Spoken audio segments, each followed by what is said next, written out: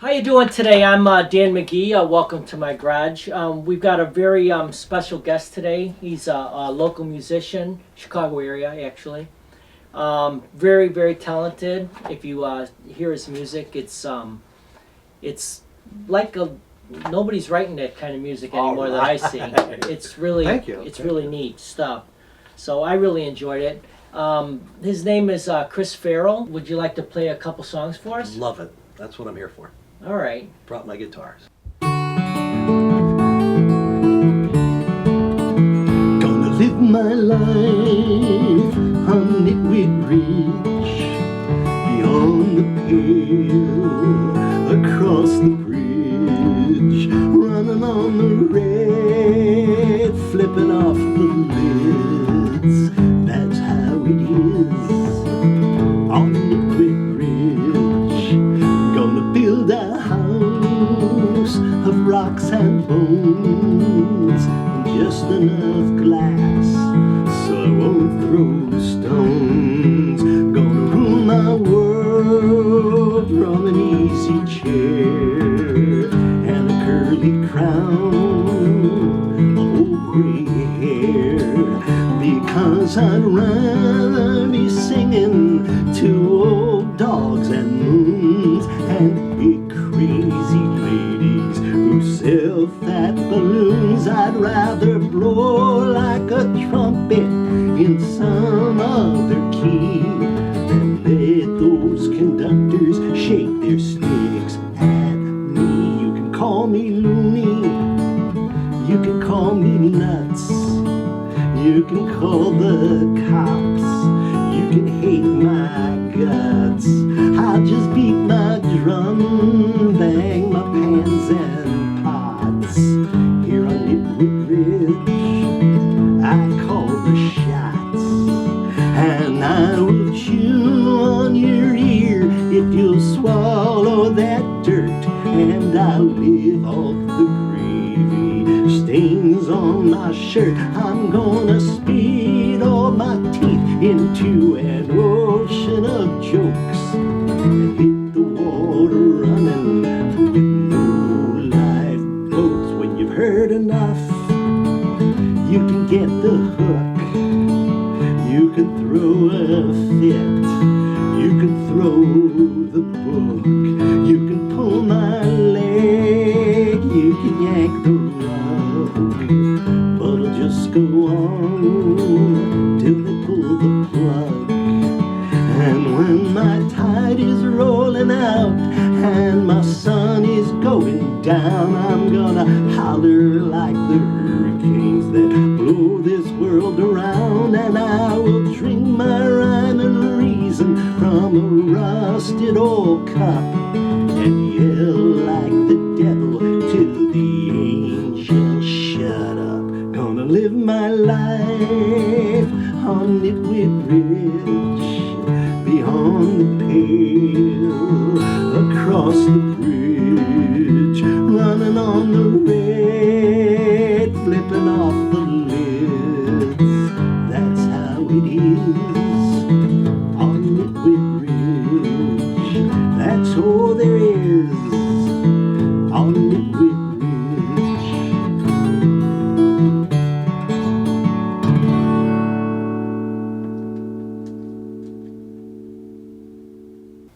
All right, well, that was an awesome song. I Thank really, you. really Thank you. enjoyed it. Why don't you tell us about how you ended up in Chicago? I moved here in 1975, and I was like many singer-songwriters or budding singer-songwriters in the day, and we started listening to things to us took a step up. We were listening to Bob Dylan and Leonard Cohen. You know, I was attracted to that, the very poetic and the profound lyrics, just things on the verbal side that I just found stunning. And then I remember hearing John Prine, and I always give the example of the difference. You know, we were sitting around in the dorms and discussing sort of on an intellectual level lyrics like take me disappearing through the smoke rings of my mind, down the foggy ruins of time, past the frozen leaves, and on and on. Of course, Mr. Tambourine Man by Dylan and Leonard Cohen. The sun pours down like honey on Our Lady of the Harbor. She shows you where to look among the garbage and the flowers. Just absolutely gorgeous. Those songs still give me chills. Then someone played a John Prine song for me. I said, listen to this.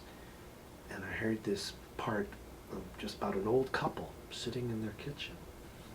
And there was a line, we lost Davy in the Korean War, still don't know what for, doesn't matter anymore.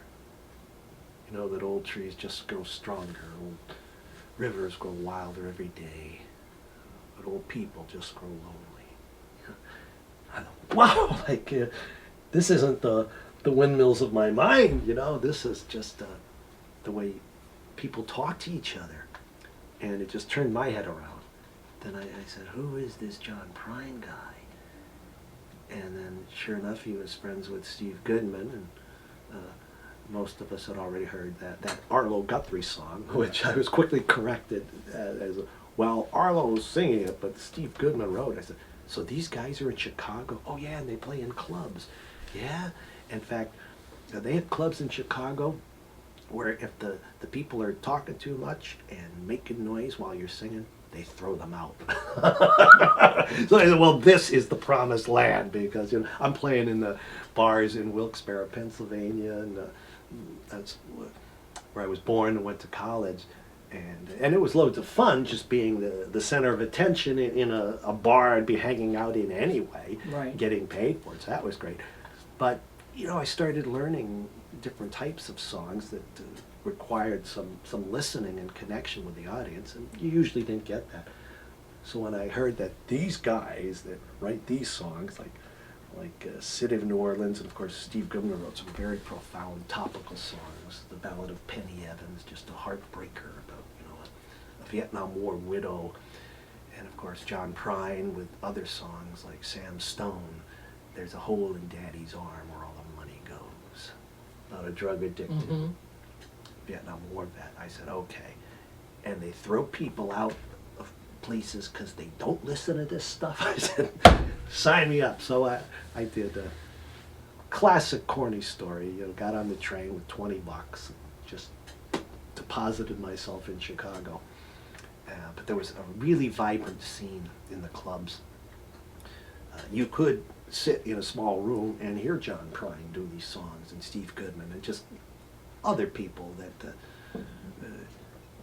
never even, in the music business, never even got to the level with Prine and Goodman, but were just fantastic performers. And it just kept topping itself. I'd go to the Earl of Old Town one night, and I'd just be blown away by someone like Jim Post, who was local at the time, and just this incredible voice, and just could take this stage for 2 hours with one guitar and just command it. I never saw anything like that. Then people would say, oh, but wait till you see Gamble Rogers, he's coming to town. So Gamble was a southern gentleman who played exquisite Travis-style guitar and would do monologues in character, the good old boys down south. And he just, I said, okay, and then on and on and on. And then people like Michael Johnson. Some of these people actually had, well, I think I just named 2 one-hit wonders there. It's because Jim Post, he was half a friend and lover. Reach out of the darkness and you may find a friend. That back in maybe 1968. And then, of course, Michael Johnson had the hit Bluer Than Blue. He was another one who would just sit there with a guitar and had just no flaws. This gorgeous voice, very unique voice, and he could play classical guitar, jazz guitar, and he worked this into these solo folky type songs. He's a good writer, a handsome guy with just a lot of charisma. So this whole idea of a solo act that could just enthrall everybody. And this was in the mid-70s? Yeah, I moved here in very early 1975, and so there were a lot of people like me. We learned a lot in a hurry, just how to work the room, and just had a a great sense of the good song Hmm. that people wanted to listen to. Just something that had songs that had a lot to give musically, conceptually, and just humanly. So I just fell in love with that, and there were a lot of us. Now, were you a songwriter from the beginning, or were you playing other people's and then you slowly started writing your own? Well, that's why I basically decided it's time to leave the Pennsylvania bar thing, the hometown bars, because I was playing the popular songs of the day. A lot of acts were acoustic. You know, a lot of that great generation of the people that were turning out hits every month went acoustic, like John Sebastian from the Love and Spoonful. Of course, the whole Crosby, Stills, Nash Young family. Right, They were going right. acoustic. James Taylor came out. He actually came out of association with the Beatles. His first record was on Apple Records. Oh, really? And he was acoustic. Peter Asher of Peter and Gordon discovered him. One of the first people he signed when they made Apple Records. So there was James Taylor, Cat Stevens, a lot of acoustic, and even we had listened to a lot of acoustic Dylan. So I was doing that, and everybody, and college crowds were pretty hip. Dorms were pretty hip. Right. And so that was going on. People wanted to hear that, but then I started writing my own, and I started discovering some traditional songs, just old ballads, or even Americana, the Woody Guthrie bluegrass songs, and that was fun. But a lot of it wasn't cutting through just the noise of a Saturday night bar. Right, right. Like I said, if I weren't on stage, I probably would have been there carrying on too, right? So I started meeting a lot of people that were out in the folk world traveling around, because I was like on the young end of this. I think I was probably still using fake IDs. Pennsylvania was a 21-year old drinking state. But I had some older friends that were like established musicians, and they would take a yearly trip down to the Philadelphia Folk Festival that had all these folk acts and the new wave of singer-songwriters, and they would come back with the John Prine records and the John Prine songs. Plus, up there, I'm talking about Pennsylvania, that was the coal regions, and we were known for partiers. We were very good partiers, and these guys are my pals, the older guys in Pennsylvania from Wilkes-Barre, where they were just had this charm to them, but come on up, you want to play one of our local bars, and you might make $25, $35, but we got good parties. So word got around that you go on up to Wilkes-Barre, and great partiers. So there were some people that were regulars at the Philadelphia Folk Festival and actually out going from festival to festival. They, back then $35 could be gas money to get you from Philadelphia up to upstate New York to play Cafe Lena's or something. Mhm. But anyway, they did, and then I got to meet some of these people, and it just changed my mentality that, well, these are guys like me, and they're out there making a living, and you don't have to be on TV, because there are some clubs that might only seat 100 or 200. You can go from there, from this one to that one, and have a national following, say 200 people at a time, because then you do a Saturday in Saratoga, then you can get over to Buffalo and on all the way out to California. And they were living like that, and I said, well, that's fine with me, because these people listen. They throw people out if they get too rowdy. And then a lot of people were saying, there's a lot going on in Chicago. Some of these people I'd met traveling through Wilkes-Barre, because you would think, okay, go to New York, that's where things happening. But in 1975, the way I saw it was that folk music was passé. The word was there's no more folk clubs. In fact, one of my mentors said, even the places where you could go and be bad and get your stuff together, they're all gone. It was, I think, the folk music, say like in the Greenwich Village scene, was passé, but it wasn't far enough removed to be nostalgic or have a rebirth. And all the guys I talked to said, yeah, go to Chicago. In fact, Steve Goodman is a partner in ownership of one of these clubs. Yeah, and John Prine plays there. And they were saying things like, well, if you meet Steve Goodman, you tell him you're my pal, and things Oh, like really? that. And I said, I'll try that when we get there. Sure. But there was this community of the singer-songwriters and the folk musicians, like spread out all over the country, and that's how you met them, you know, hanging out somewhere. So I gave it a shot, and like I say, they still can't get rid of me. Would you like to play a couple songs for us? Love it. So I think by now you've all heard of the $1 Million Quartet. The night four architects of rock and roll got together and jammed in the studio. Of course, it was Elvis Presley, Jerry Lee Lewis, Carl Perkins, and Johnny Cash. So here's a ballad in honor of them, but even more so in honor of those among us who will play for less now and then.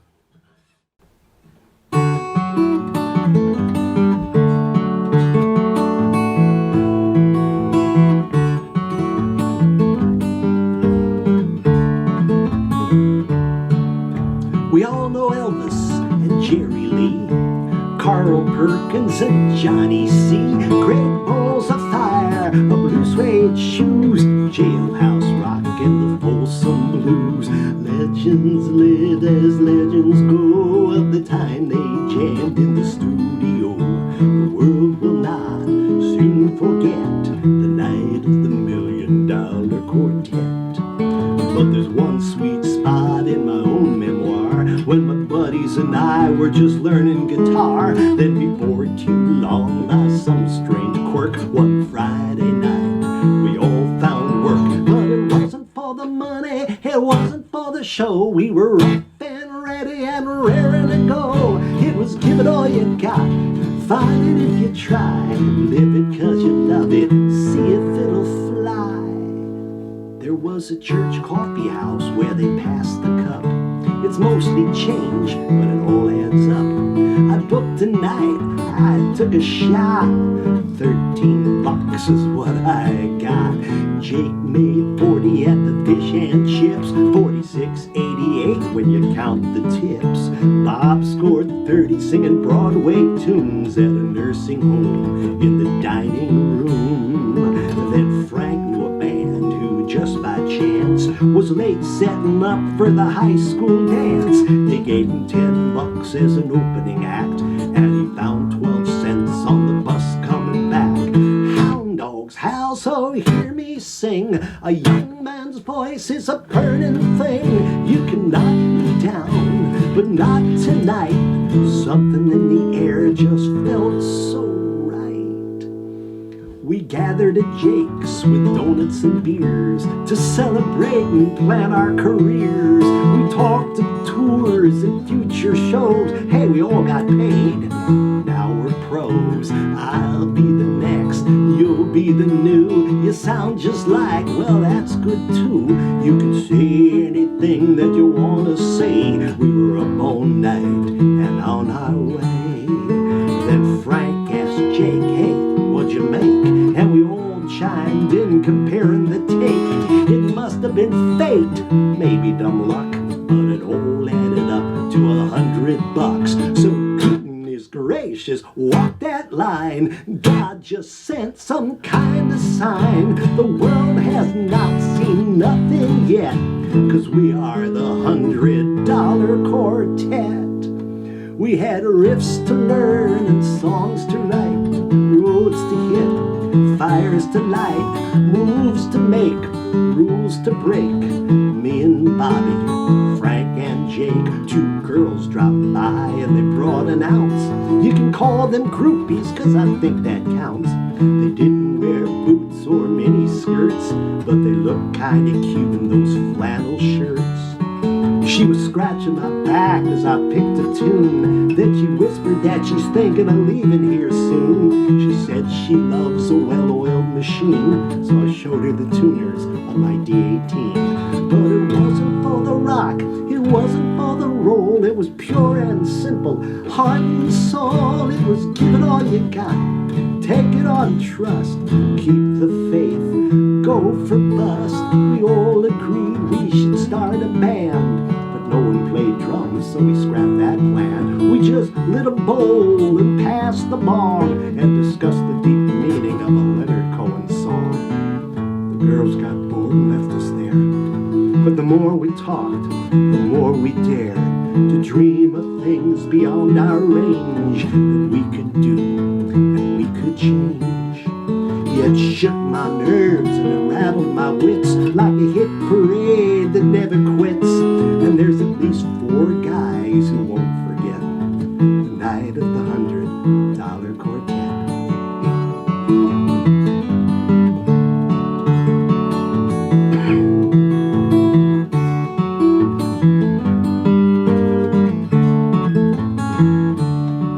Well, Jake got good at playing riffs, but discovered he had other gifts. Bob went back to that job he had. Frank's got kids who need their dad.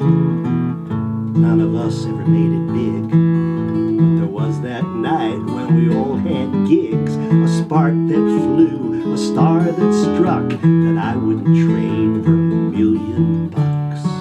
'Cause I've saved the change from that coffee house cup.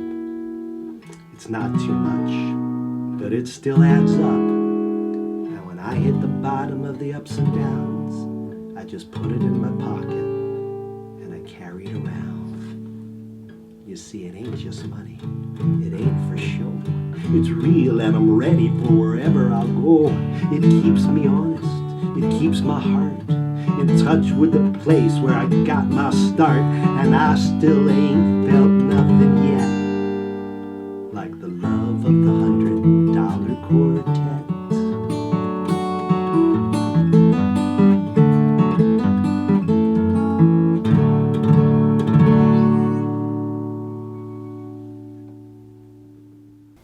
All right, well, that was an awesome song. I Thank really you. really Thank you. enjoyed it, and I like the story behind it too.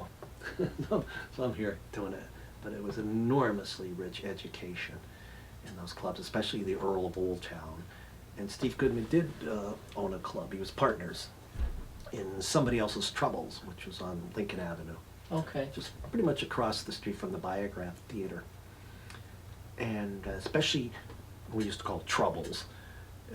Troubles and the Earl of Old Town were one room. So even if you came in for just a beer, you could sit in the back or on the side, and you'd hear the show. Oh, and, nice. And the staff and the owners were real good to us, even if you were just like an open stager just getting around. If they knew you, Right. you became part of it. It wasn't like you had to be, oh, who are you? You're not a headliner. No, like, hey, you're one of the kids. You get it, so just grab a seat there, and they won't make you pay a cover, and just give you an extra beer now and then. Or if you really had that look in your eyes that you didn't have dinner that day, throw you a hamburger or something. So it was really nice, but it was the education to sit there and just watch how this is done, not just the songs, but just the performing. Now, does Chicago still have like a community like that? It does. The difference is that it's not. There's no dedicated clubs like the Earl of Old Town, 7 nights a week. As music. That many acts booked. Right. Earl. That was a man. Earl Pionki was the Earl of Old Town. Okay. And actually, he was partners with some other guys up on Lincoln Avenue, which was Somebody Else's Troubles. So they sort of had. Right. 2 clubs going at the same time, slightly different formats. And let me get back to what was the community, right? Yeah. So now, so there's no more clubs like that. That's their main purpose, is to present folk music. However, that scene is now being done often by a group of volunteers. A lot of them are out in the suburbs, and you'll find them in a church basement or in a church itself. Mm-hmm. I could rattle off a few. like, well, there's the Two-Way Street Coffee House in Downers Grove. Every Friday night they do it. And most of them are once a month, like Maple Street concerts. I believe that's in Lyle. There's the Acorn Coffee House in an art gallery in Wheaton, Okay. and so on. There's what else? Acoustic Renaissance. There's a great name. That's in Hinsdale. Okay. Going the other direction, Lake County Folk Club. But they were in a space that either donates it or somebody connected there. I think one of them was run by a minister. She would Okay. have it right near church. Edgar's Place is another one down Park Forest. So yeah, they're like called mini concerts, and actually it's a great atmosphere for presenting that, because people would might pay $15, but then that's you get the show. Right. You're not right. expected to buy overpriced drinks, and there's Right. nobody's walking the floor selling the drinks. You have your comfortable chair and you sit down like watching a movie. So it's beautiful.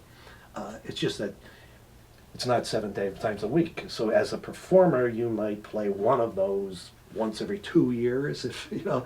That's what I mean. They're But yeah, so that's where it is, and a lot of them are also bringing the artist out there, like I mentioned. You know, Right. a lot of those cover pretty big distance from Chicago, so it's bringing the artist out there to their towns.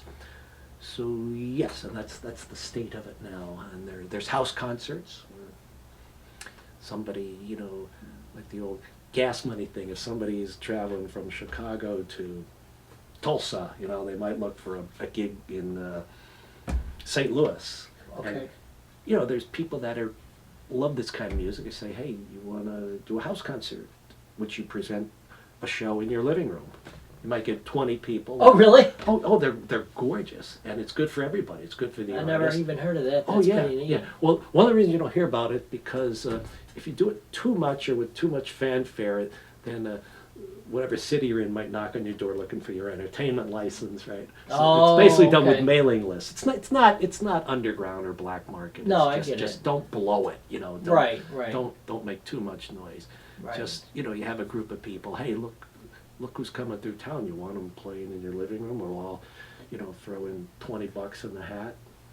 Wow, that's If amazing. there's 20 people there throwing in $20, you know, that's keeps these people on the road. Yeah, it's just So is that? Are you talking like a long time ago, or that's happening No. right today? no. Wow. The house concerts? Yeah. Oh, absolutely. Never even heard of that. Oh yeah, see, it's a That's common too thing in cool. folk music. Yeah. In fact, those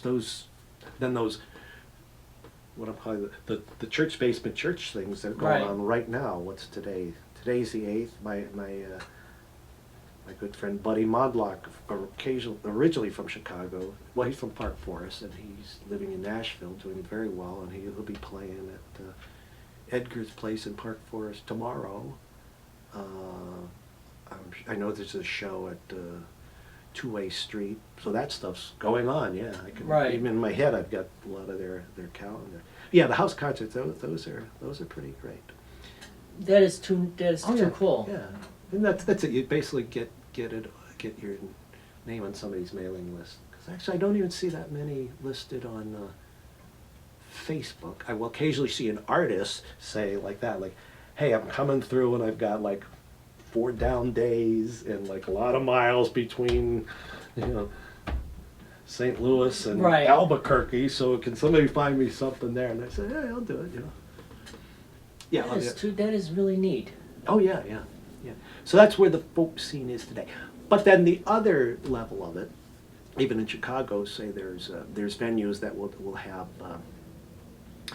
their rooms that the room won't draw, but they're great listening rooms, and they'll bring in names like a Space in Evanston, which is Society for the Preservation of Art in Evanston. You know, it's Right. S.P.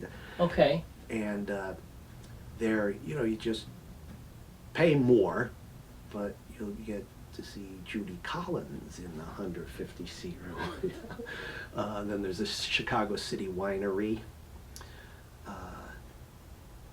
same talent level. Right. Old Town School of Folk Music, that auditorium is bigger. It can seat it maybe 425. Often they'll set it up with some tables, maybe 400. But just about 2 weeks ago, Chris Hillman was there. He was a founding member of the Byrds. He was the original bass player for the Byrds, and then went Okay. on with Graham Parsons to form the Flying Burrito Brothers. So you get to see him with just a hand, you know, as Yeah, far that's as pretty what neat. the Byrds and the Burritos used to play for, you know. Right, right. A handful of people, and then you're lucky. Actually, I got to meet Mr. Hillman. Had a very nice chat with him. So at least he was very accessible. So anyway, that's the other venues, but those rooms, like I said, the room itself won't draw. Like that was the neat thing about these clubs I mentioned in Chicago. Those rooms would draw. Right. People would say, Right. They "What?" would go there Yeah. knowing that Right. they don't know who's going to be there. Yeah. They just know it's going to be good. Yeah, and again, that's what we had to learn, like as new kids, because, you know, you don't want anybody to stand up and leave because who's this greenhorn? Doesn't know what he's doing, you know. Right, So you had right. to meet those standards, and you could see people figured it out quickly. Because that's something I watched as those clubs declined. There were some new people kept coming on the scene with lots and lots of talent, but and their development was much slower. You know, I saw people figure it out in the old days when I first came out. You figure it out in like 6 months. Right. You know, there were a few people. The fewer clubs there were, the longer it took. And I saw some people who, when there basically no more clubs, there are a few open stages here and then. Some people, I'm telling you, enormous talent. It didn't hurt their talent as singers and songwriters. Right. But as far as presentation and working a room, who just frankly never got it. You know? Right. So, and that's a loss that they. Now, the do you development. think that, you know how a lot of things are cyclical, where they'll come back around? Mhm. Do you feel that this will come back around, the popularity of what you're talking about, or do you think that it's pretty much gone and Yeah. it's going to evolve into something completely different? Yeah, I mean, this sounds pessimistic, but no, I don't think there'll be folk clubs like there used to be. Because between, say, like Lincoln Avenue and Wells Street in Chicago, you could do one of those on a Tuesday night, and then do a different one on a Friday and Saturday, then another one on Sunday. With the Right. same act, and it didn't hurt. In fact, I remember right across from the Biograph Theater was Somebody Else's Troubles, and then the next club, the next door down was Ratso's, and then Orphans. Both Ratso's and Orphans would mix it up, like they do it. I mean, Ratso's had everything from that first year I was there. I remember Dizzy Gillespie was there one night, and Ramblin' Jack Elliott was there another night. So that's gone from very old school folky to classic jazz. Orphans did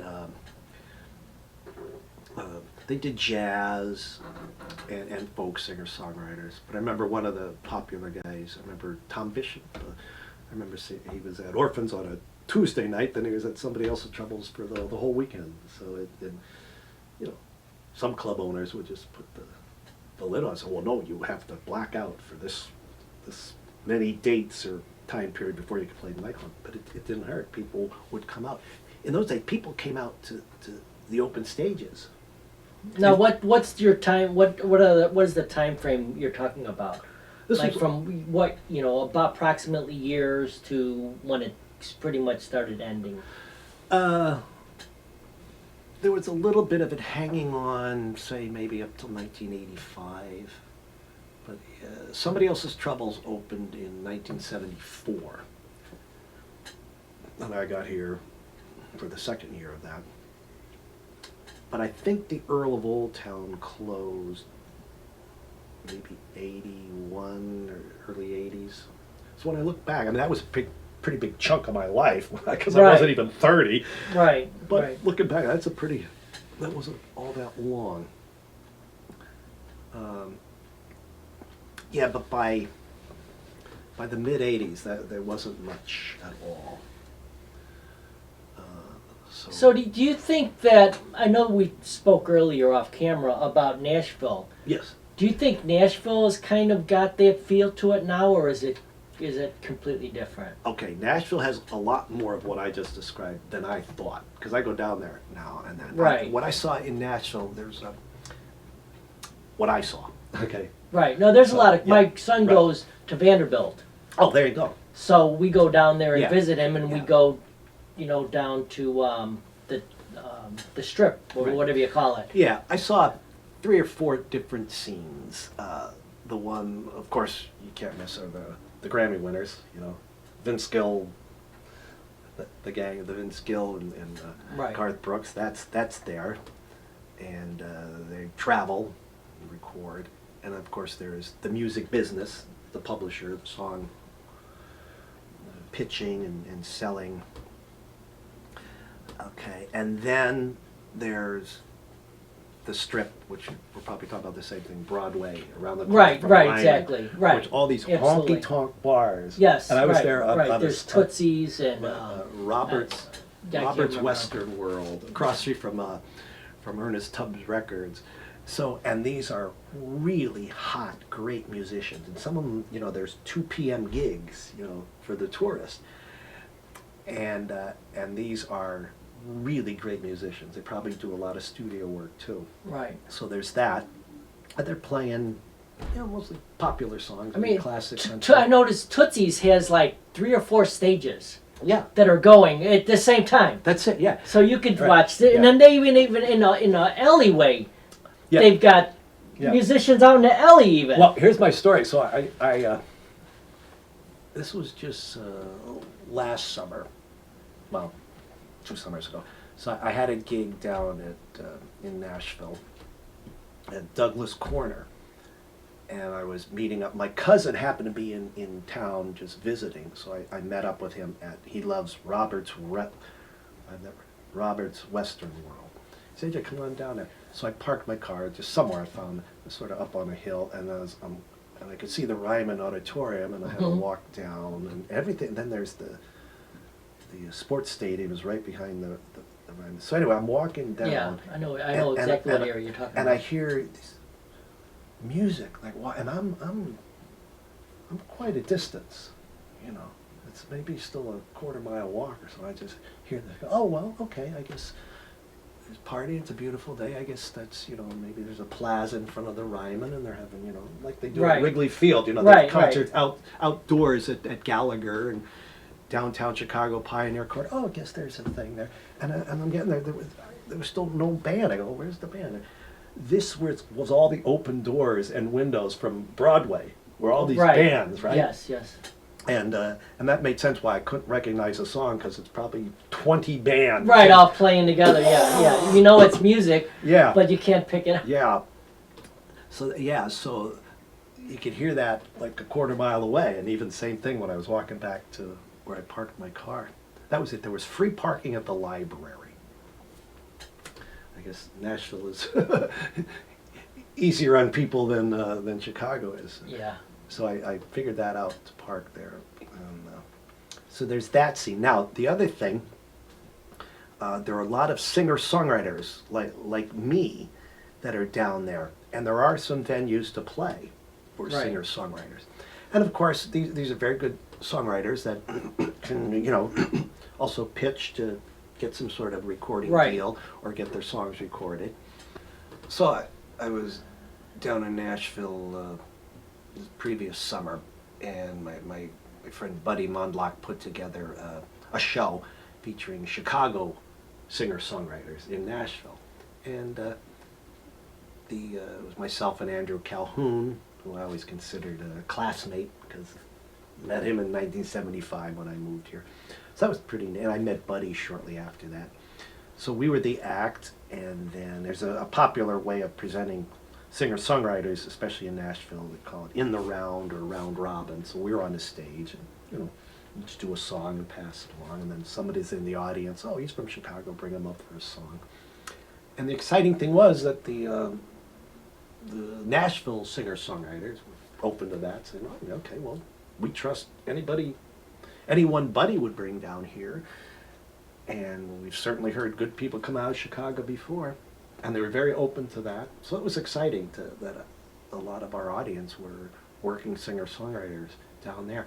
And that's my point about this other scene in Nashville. There was more of that than I realized, of Okay. these singer-songwriters, the well-crafted song that aren't writing it for a market or for an artist. Because that's a skill I certainly believe in. There's nothing wrong with being a craftsperson to write a song that, because that's how the business goes down there. Word gets out, or word is put out that so-and-so, I'll just say Trisha Yearwood is in town, she's making an album, and word Right. is she needs 2 more ballads. Right. And in the music business, ballad is basically a slow song as Sure. opposed to folk music. It's the narrative story. And then, so then people will go to work. Okay, I know what she sounds like. I know what kind of bands she uses and records with, so I'll write a song that would fit what she can do. Okay, that's And that's an enormous talent. That's one way of doing it, but then there's others that I'm going to write the song because I have this idea that I'd love to share, or maybe a piece of activism, that it's for the song, it's not for the business. Right, There's right. loads of people Okay. down there like that. So that was my experience with Nashville, and I was really glad to see, like I said earlier, there was more of the type of songwriting I do down there than I was aware of. okay. Yes, that's what goes on in Nashville. And Now, have you ever been to Austin? I heard No. Austin's supposed to be really good too. Yeah, it is. I've never been there. Yeah. No, I haven't. But there were some great singer-songwriters came out of there, of course. Townes Van Zandt, who wrote Pancho and Lefty. That was a lot of people have done that. Emmylou Harris is strongly associated with that song, of course. Then Willie Nelson and Merle Haggard did a duo of it. Really fine song. And then I believe Jerry Jeff Walker is from Boston. He's one of the originals. He wrote Mr. Bojangles, Okay. which was on the charts in the late 60s, I believe. Right. And I think Guy Clark came out of Austin, because I know he was an early break for him was when Jerry Jeff Walker did L.A. Freeway. That's the name of this song. Yeah, I've never been there.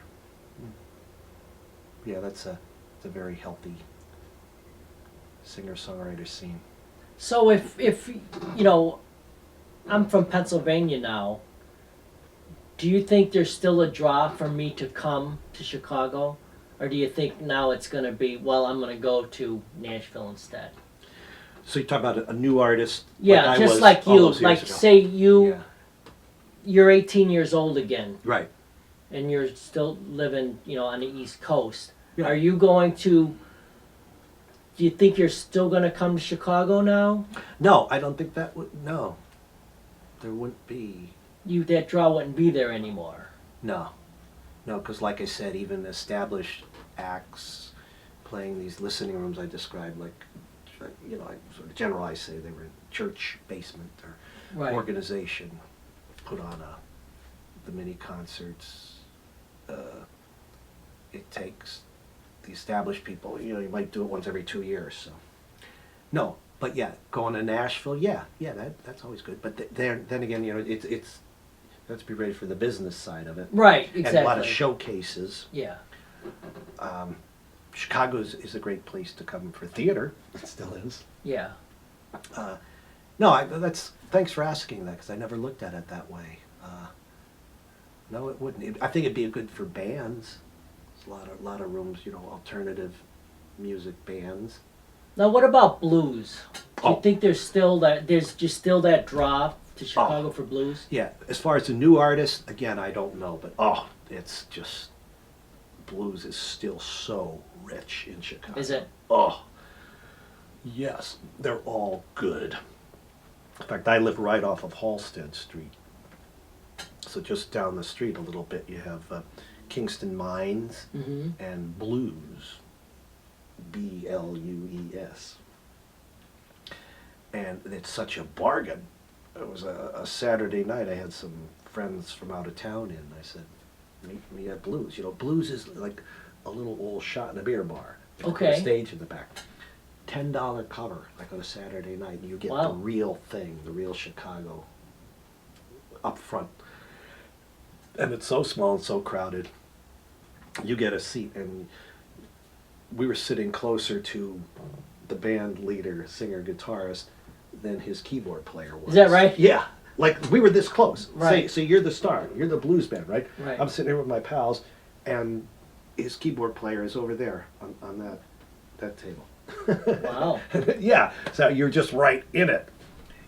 Yeah, again, breaking through, I don't know because I'm not in that scene, but Right. that could be tough because I have some friends that are drummers and bass players, and they're in their 60s, so it's like, yeah, get in line, you know. Right. This guy's got, you know, 50 years experience, and then you haven't started yet. Yeah, Right. so yeah, you'd definitely be up against that. Yeah, but to listen and to learn, oh yeah, oh. So yeah, if you're breaking, like, if you were a blues guy and you were coming into Chicago, it's kind of like where you would have been in the 70s. Right. It was a great place to learn. Right. Yeah, but see, when I came here in the 70s in the folk scene, you learn if you figure that out, that you have to learn. You have a lot to learn. Right. But yeah, there were plenty of ways to get on stage and get hired. So in the blues scene, I have my doubts. Yeah, I'm it'd be a lot I'm not harder. yeah, but to learn, absolutely. But to break in and play the clubs, That'd be a whole. it doesn't look that There's way. just not that many of them, right? Yeah. No, there are quite a few. Yeah, But it's very saturated. yeah, and they need draw. I think some people will go, just like I did. I had to, you know, an old friend from my old music days in Pennsylvania was in town. I said, Mhm. well, I live right down the street. You want to see the real thing? And who's playing? I don't know. I looked the name up on the, you know, on their website, but I don't know who he is. But you know, believe me, Yeah, if he's playing if there, he's playing here, so that's for an audience perspective. That's a lot like the old days. Like I was saying, at the Earl of Old Town, people would say, I don't know who's playing. I don't care because it's going to be a Right. good folk singer, songwriter. So that will happen in the blues clubs. So that's what you're talking about, the venue. Yeah. You're not necessarily going for the person. Right. You just know that if you go to that place, Yeah. it's going to be entertaining. Yeah. And just go back to the old folk clubs in Chicago. We used to build a draw by playing at open stages because it took a while to get your gigs.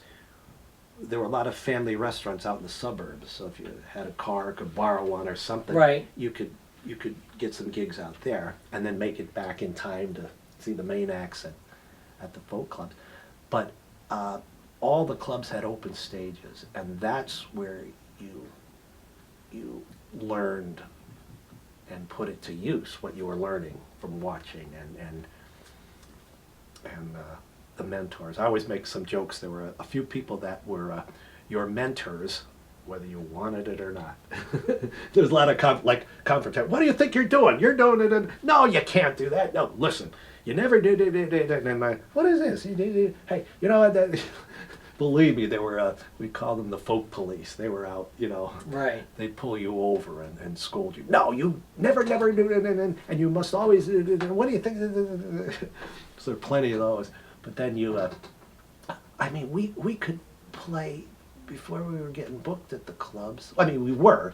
You have your jobs, but, you know, they were few and far between, or they were, you know, scattered until you got more of them. But we could play 7 or 10 open stages a week. Wow. Because usually on the early weeknights, Mondays and Tuesdays, most of the clubs had open stages. But then even on, say, like Sunday, they won't have a late show, and then they just opened the stage up, and there was all, you know, everybody knew on the top, oh, well, Wednesday night is this night at this club open stage. And you can go, sometimes you go to 3 of them a night, you know. And some of them were actually auditions, that's why you kept going at it. Right.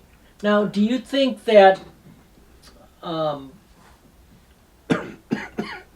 know, the popularity of the so-called DJs, do you think that hurt what you're talking about doing? Because now they could bring a guy in that just puts a record or plays a Yeah. song instead of having a real entertainer doing live music.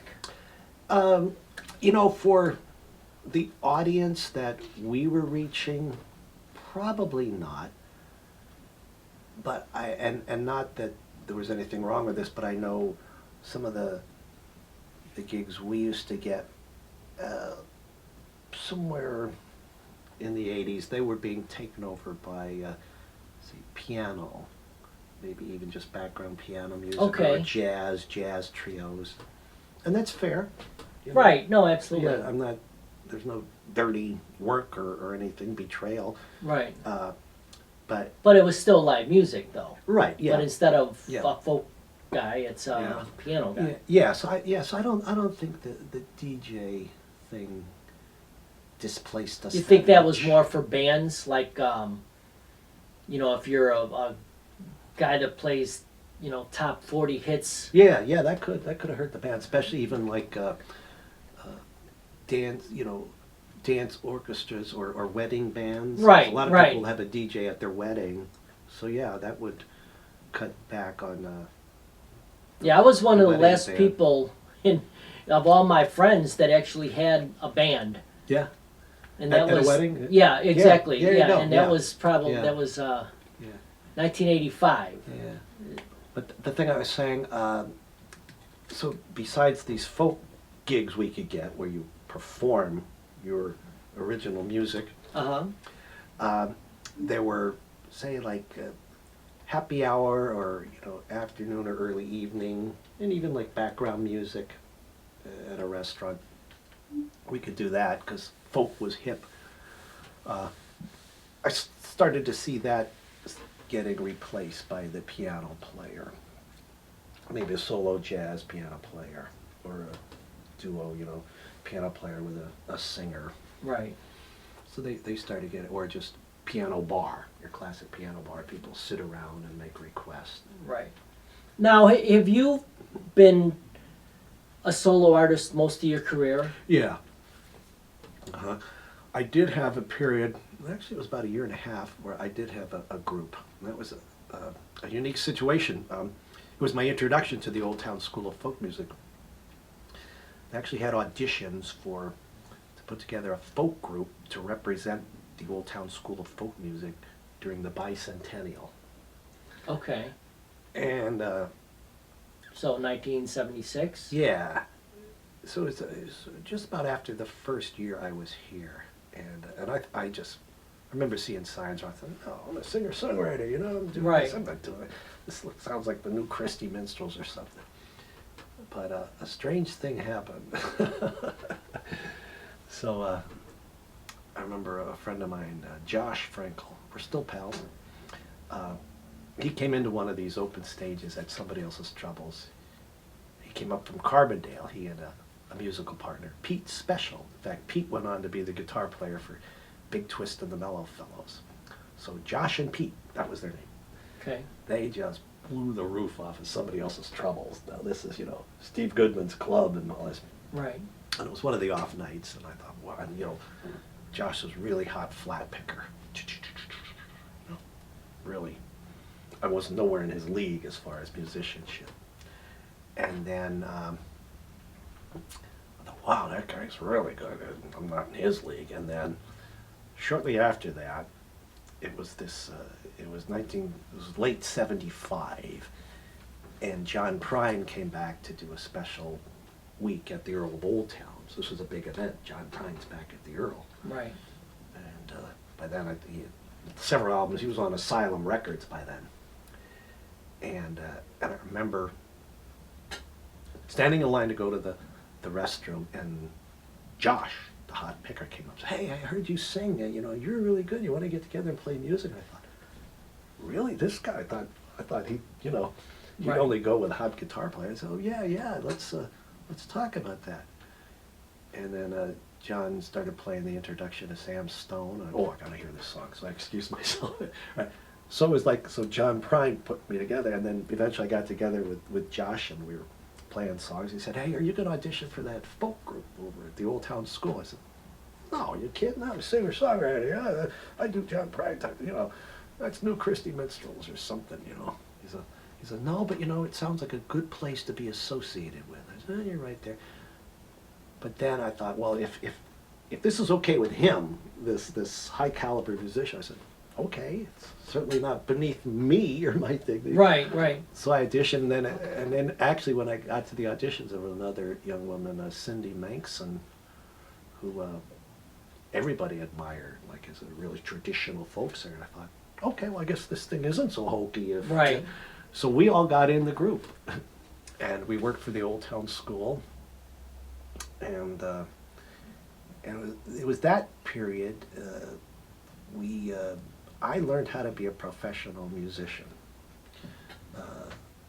The director in those days was Ray Tate, and he was a great mentor. He was the kind, he pulled me aside and really encouraged my singer-songwriter artist thing, but he said, "But you know, there's other ways you can work here without, you know, being like a $20 opening act somewhere, you know." And he pulled me up and said, "No, look at this kind here. I'm just, you know, I'm working in the studio, I'm doing this, and here I wrote it, and I produced it, I play guitar on it." He goes, "You get your name on a contract as many times as you can." You know, I'm like, okay. "So you see this figure? I'm getting that 4 times," because, you know, things like that.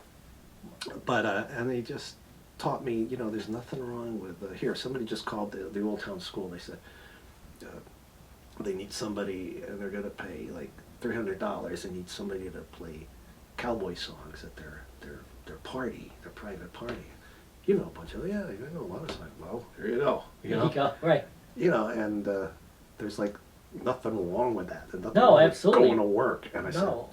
I mean, I never had to like learn Sugar Sugar by the Archies or anything, you know. It Right. would have been painful to play.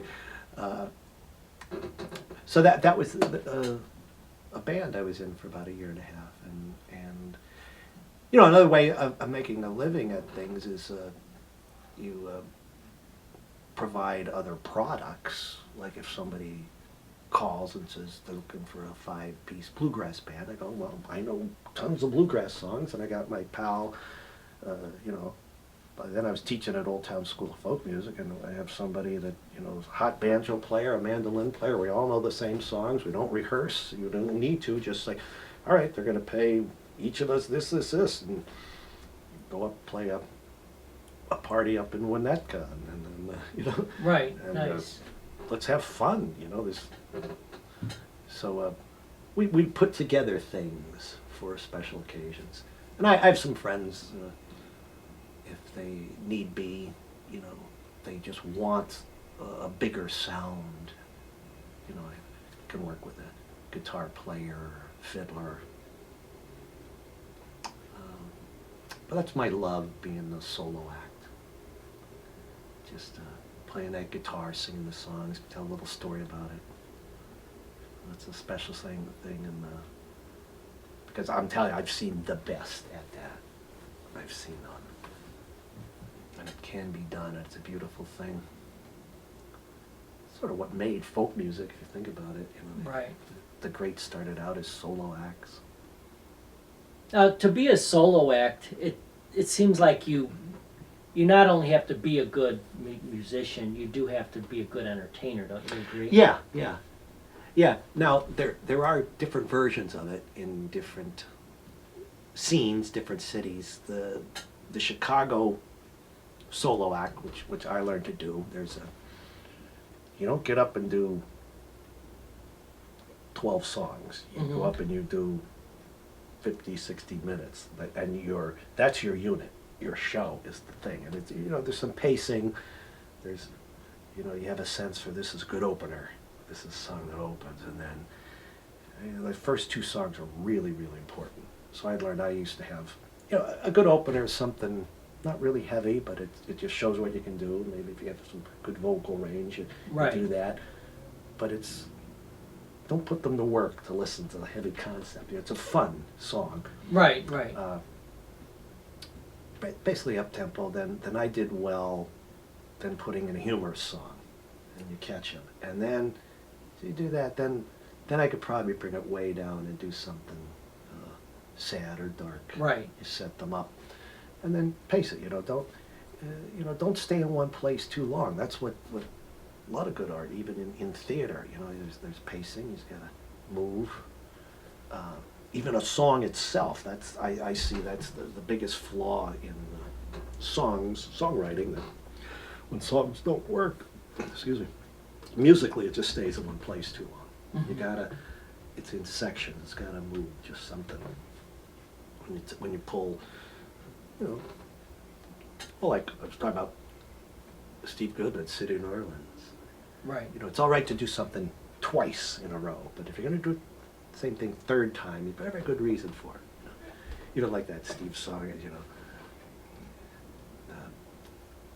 I think there's a phrase or like a section that's repeated twice, that say if it's in the key of C, then it goes into the minor. All along the southbound Odyssey, train goes out, I can't get key. Right. All along past houses, farms, and fields. It takes this turn. It's fun.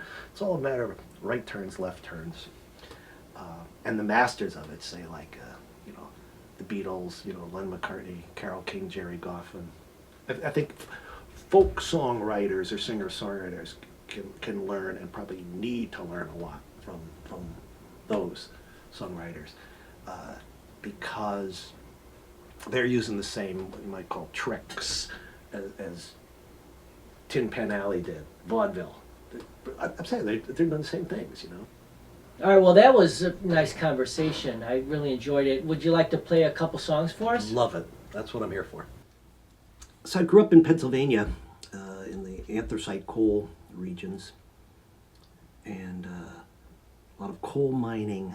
Here's a song about the other side of coal mining, where a little town, just 2 or 3 towns down from where I'm from, was completely destroyed by mine fires underneath.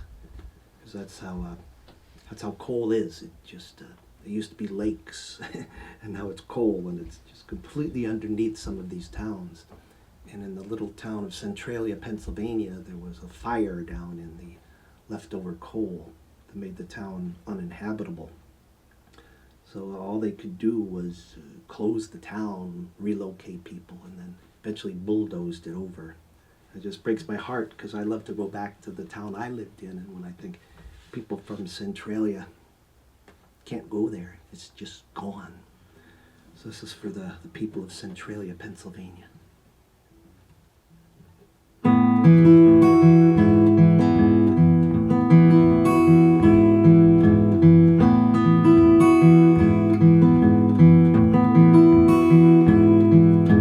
sad heart of Centralia is burning in the mines, but no one heard her people weep, and no one read the signs. Now the streets are sinking, and the sidewalks bear the scars of a flame that's raging here beneath our houses and our yards.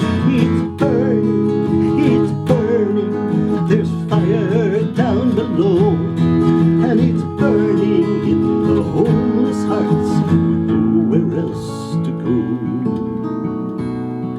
They said this coal was holy, they say it built this town, but now it's fire and brimstone, and it's burning underground. The good earth opened up her heart and poured out all she had, but she's been beaten black and blue, and now she's getting mad.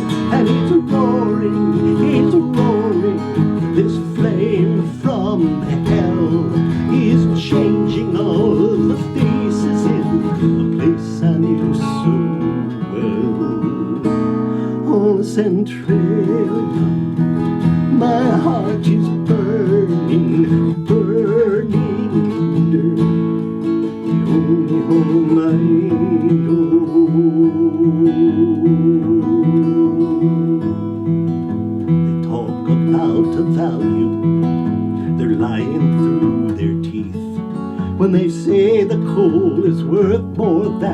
the town it lies beneath.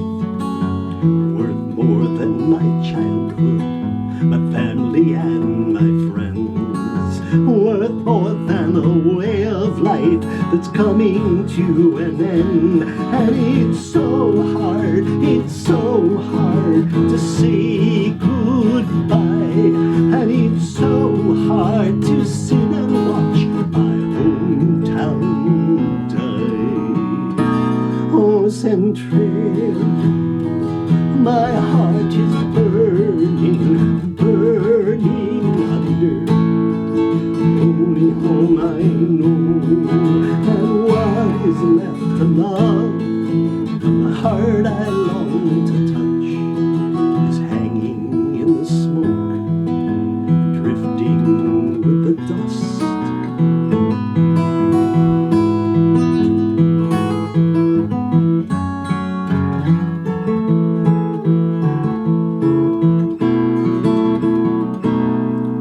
They're moving to Mount Carmel, Ashland and St. Clair. Seems like everything I ever had is scattered everywhere. But something in my trembling hands, something in my eyes, will not let me turn my back until this fire dies. And it's burning, it's burning. My only prayer is burning like a holy candle in the poisoned air. Oh, Centralia, my heart is burning, burning under. The only home I know, burning under. The only home I know.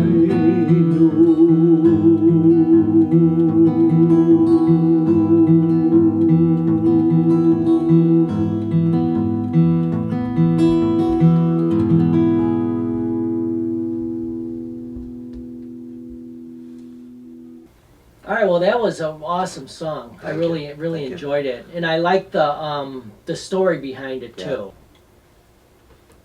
So I know you're a musician. Yes. But I also heard that you also do acting too. Yeah. So you want to tell us a little bit about your acting?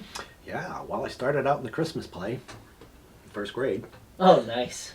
You want the whole story? Were you a tree or an ornament Oh, or? no. Oh, speaking role. I was the Oh, innkeeper. nice. I was the innkeeper. Okay.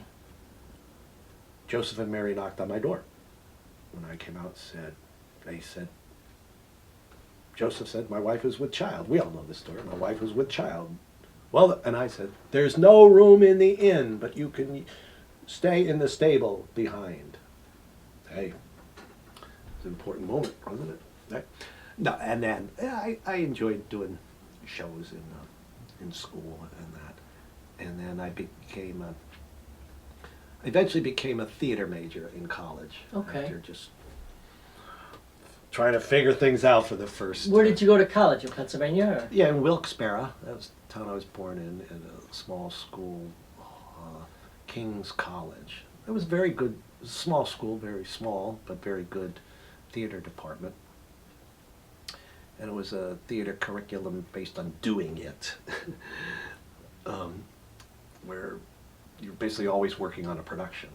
You know, you'd start out with a sort of a old classic play, then you do a Shakespeare, then we would do something maybe light, fairly contemporary, then we'd do a children's play. So you had, play, so that was, and even if you weren't in the cast, you were on the lighting crew. Or Right. costumes, There was something right. there. And there were always, well, that was it. You got a real good education in theater, which included acting and the tech work. Okay. So I did that, and then while I was still in college, then that's when I got hooked on the whole acoustic singer-songwriters and started doing that.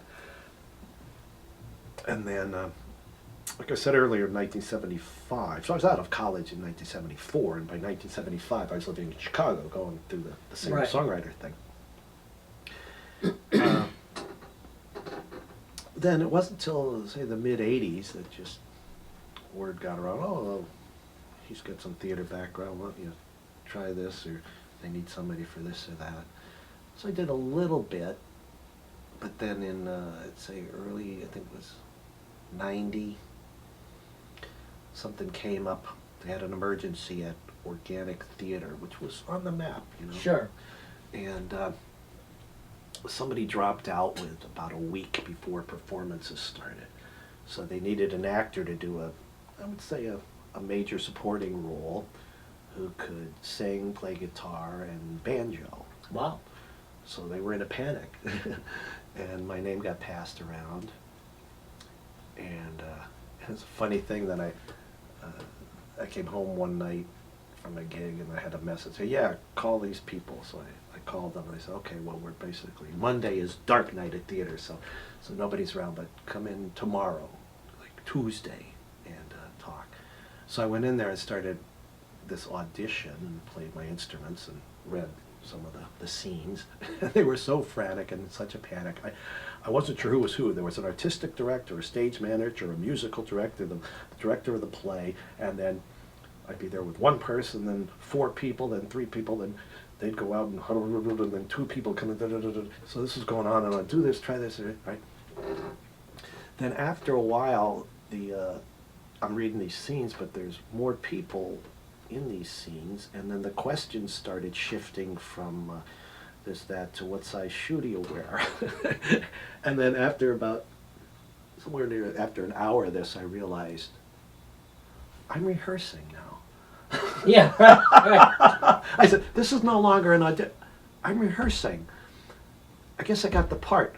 Nobody ever offered me the part. This audition turned into a rehearsal. Wow. So I got in the show at the main stage, Organic Theater.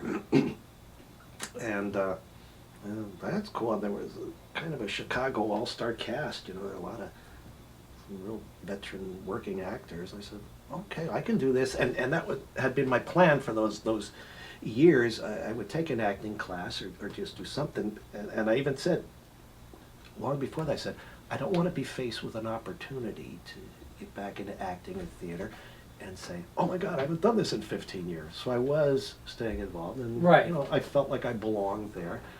So I got in that, and then it was a very visible show. And the cast was so large that we had about 15 people, and of course, most of them were established. They all had agents. Oh, nice. So that's how you get into the on-camera thing. So Right. I knew how to hustle, because, you know, as a musician, it's all one-nighters and weekends, so you make your cold calls. So I figured, this is a calling card, because the agent came. I said, so I dropped in and said, by the way, I'm in a show with your client, you know, so-and-so, and I guess you saw me there, you know. Right. Here's what I do, and so I got involved in that. See, in Chicago, there's a great theater scene, there's an on-camera scene, and we all work both of those. So, you know, and then somebody in your cast is probably a director somewhere else, so things can happen fast. So I just Right. seized the opportunity and said, this is something, here I am, I'm in a legit Chicago theater production. So let me see what I can do with that. And then it turns out what we call your special skills are a really good or selling point in casting. Right. Like that, you know, I have a lot of folk music skills. So obvious, sometimes the character needs to sing and play guitar. Sure. So that was to my advantage. Plus I felt confident enough, because I had experience, where I didn't need to rely on getting in. So I just started going for it, and there were loads of, you know, as we know, there's some well-known regional theaters, Steppenwolf Theater and the Goodman Theater, and then there's a lot of the storefront theaters in town. Right. A lot of those are, well, that's the way, a lot of those are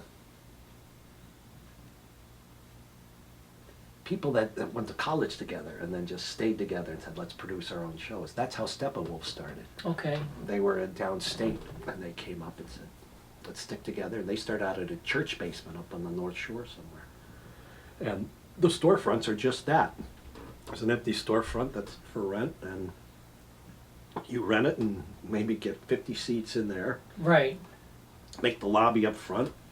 Sometimes there's no dressing rooms. You've got 20 people down in the basement tearing off their clothes in between Right, seats. right. You know, it's like, oh man, like we don't have time for modesty here. Just like, but it's really good work. We produce very good work, and that was always accepted in the Chicago theater scene. You know, with the publications and the critics. That's what you do. You come out, see these shows, and they get to know you. So I was in quite a few of those, and I was able to. I did 2 shows at Steppenwolf Theater and at the Goodman. And again, there's always, you know, the doing it and the employment, but then I would take advantage of the education. Right. Say like at the Goodman, quite a great cast. I was in a production of Three Sisters. It was directed by Robert Falls, who has gone on to win Tony Awards. It was designed by Santo Loquasto, who's by now had at least 4 Tony Awards. He's the art director for all of Woody Allen's films. Oh, really? Way, way back. Right. You know. And then the cast was just amazing. Starting to feel like a name dropper, but some people that went on to some really big things. Now, were you in many comedies or any comedies? Yeah, I've done some musical comedy. Well, musical theater. There's light moments. I don't know if it was all that. I don't think I was ever, looking back, I can't say I was ever in just like a full-blown farce, you know. Right, right. A lot of All about just about the laughs. Yeah, no, there's usually something pretty serious with a lot of humor. Right. And even that could be up to the director. You know, that's one thing I admired about working with Bob Falls was we did Three Sisters, which in the wrong hands, that's going to be a drag, you know, because it's like, if we can just get to Moscow, it's complaining about this and that, and this, why bother, you know, why bother living, because you're only going to live this long. And he put a lot of humor in it. He just found it without losing those themes of, you know, I mean, I found in that show, there's, you know, theme keeps coming around a bit, the futility of life, you know. Yeah. He created this, okay, some people feel like that, others don't, like, do we need to get hung up on this? There were just a lot of little moments of humor. And played by Stephen Dietz, turned my head around. Whoa, God's Country. It's a play about hate groups. Oh, wow. And we did this at Shattered Globe Theater in 1993, and it was Oh, written. wow. It was written about true incidents that happened, I think, in '83 or '84, which were this. You know, there still are hate groups. Yeah, and absolutely. these hate groups were actually uniting and forming this brotherhood. And they actually had a hit list and started carrying it out. And so this play centers around the murder of a left-wing talk radio host, Alan Berg in Denver, and they got him. So that's based on a real story. Yeah, they killed him in his driveway getting out of a car, and then that broke this thing wide open about this real conspiracy. And Eric Bogosian did a film, a play, which was made into a film based on that. He changed all the names, called Talk Radio. Oh, I remember that. Yeah. That was pretty intense. Right. So he played Barry Champlain, but that was Based on that strongly character. based on Alan Berg. And Right. what Alan Berg was, if you imagine Rush Limbaugh on the left, Right, you know. right. Yeah, I remember that movie right, actually. a button pusher, you know. Yeah, and he made his living off of exactly like you said, Right. being a But he was on the left lefty wing. Limbaugh. Yeah, Limbaugh. right. So anyway, that play was very, very serious stuff and reenacting a lot of historical events. But then there would be a scene come out, a scene brought out where it's still serious, but it's funny. I remember the conspiratologists. They were these two wacko guys are out there, and it's just they're done like almost like a slapstick. Just the absurdity of what they're doing. Right. And going way over the top. Which a lot of those are actually. They're almost funny Yeah. because some of the stuff they're coming up with. Is it really you believe that? Yeah, but see, I mean, and Stephen Dietz knew enough. You need some. It's comic relief. Right. And he stayed within the serious thing. Right. No, that's the oldest thing. that's a gift in itself. Like in Shakespeare, like in Macbeth, there's this hysterical moment where there's the doorkeeper, somebody comes in and he's just off the rails, wacko, funny. In fact, that's where the whole idea of the knock knock joke came from.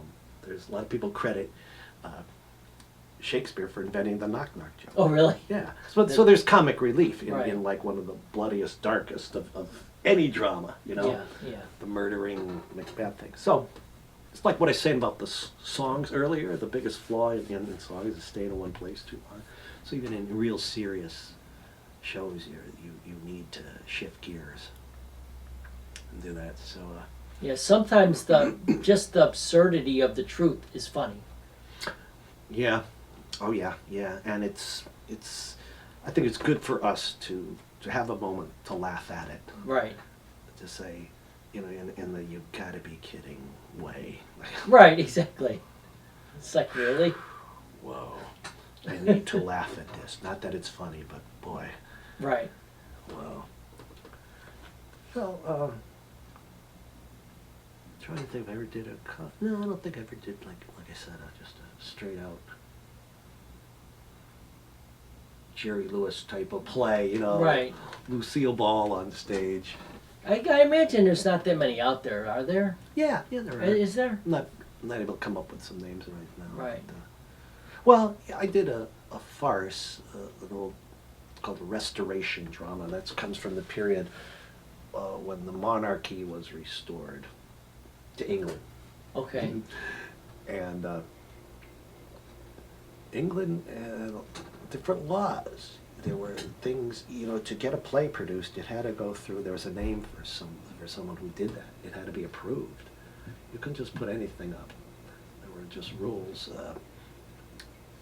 Like, for example, hands off the royals. You couldn't make fun of the royalty. Okay. Right. Even in Noel Coward's day, he told a story once of how he said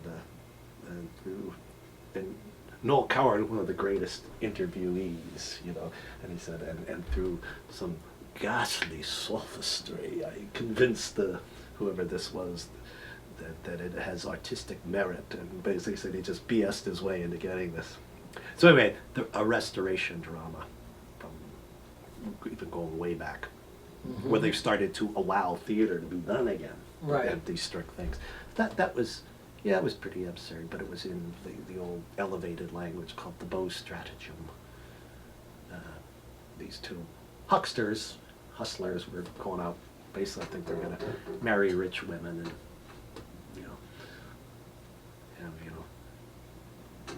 be recipients on the sugar baby side, sugar daddy, the sugar mommy look. Right. Yeah, so that was funny. That was what you call the door slam farce, running in and out, okay, Yeah, where yeah. it's coming from, so at Right, a right. frantic pace. But that's a comedy. That was funny, again, if it's done right. Right. So if you had to pick one career, which one would it be? Would it be an acting or would it be a musician? To me, it's all performing. So I'd be happy being a performer, doing things that are satisfying. But I could narrow it down to two ways of expressing myself that would be the most fulfilling. One would be the singer-songwriter, singing songs I wrote. Okay. Another would be film actor, like in good films with good stories. Right. Okay. But this might not sound right, but to me it wouldn't be all that different, because it's even though like in film, I could probably most likely would be doing somebody else's words and creation, but it's still tapping into something. Right. Bring in your own That person I into feel, it. yeah. So I'd be happy in either of those, because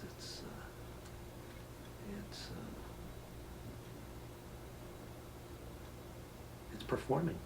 Right. No, I definitely get that. Yeah. If you're a really good musician, a performing Yeah. musician, Yeah. where you could be an actor too. Yeah. I'm fortunate. I know there's a lot of musicians, a lot of actors that are musicians Mhm. too. Yeah. Oh yeah. Yeah.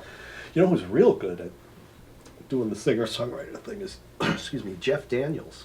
Oh yeah. Oh, Okay. I saw him. He did a wonderful show as a singer-songwriter. Very good guitar player. Oh, I never knew that actually. Yeah, he played at the Old Town School of Folk Music. Yeah. Yeah, I really like Jeff Daniels. Yeah, but if you can catch his act. Yeah. Now he still lives like in like Minnesota or something. Does he? Yeah, he don't live in the Hollywood. Okay, that doesn't surprise me. He's real down. Yeah, he was one of the guys that decided that I want to be an actor, but Mhm. I don't want to have to live the actor Oh, good. lifestyle. I think that's what Johnny Depp does. He never really moved into. Right. Yeah, he lives in Hollywood. like Paris or something. Oh, does he? But, No, he's yeah. not even. Okay. But yeah, I think he sort of stayed out of the day-to-day Yeah. scene. Well, it's been a real pleasure having you here, and I would love for you to come back sometime. I love it. Yes. So, if we wanted to get in touch with you Oh, yes. through the internet Yes. or phone number or whatever, if you have a phone number, we can actually put that in on the YouTube Okay. comment section. Yeah.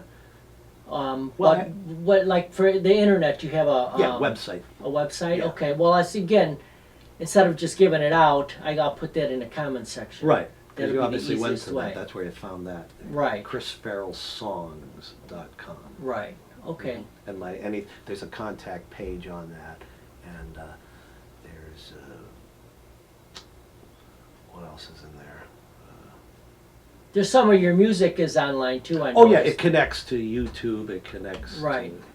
to Reverb or something.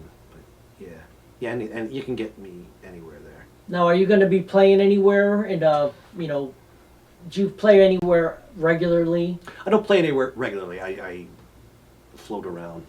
Okay, so you're Yeah. doing like some type of circuit or something. Yeah, yeah. Okay. What's left of the clubs, and like I said, there's a lot of those listening rooms that are out there. But that's all. There's a schedule on my webpage under Okay, well that's great. news and shows. I always Right. update it. All right, Yeah. Perfect. Yeah. All right, well thanks here's again. Here's okay, one go thing I ahead. will be doing.